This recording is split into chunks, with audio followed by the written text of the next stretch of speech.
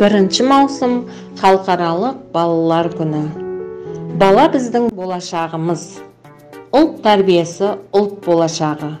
Ендеше егеменді еліміздің ертеңгі болашағы үшін аянбай еңбек ету әрбір ұстаз бен ата-ананың қасиеті борышы болып табылмақ.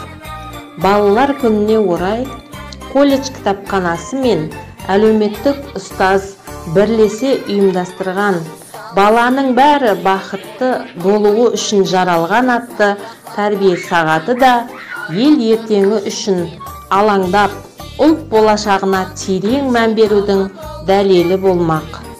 1 маусым балаларды қорғау күні құтты болсын. Балаларды аялайық.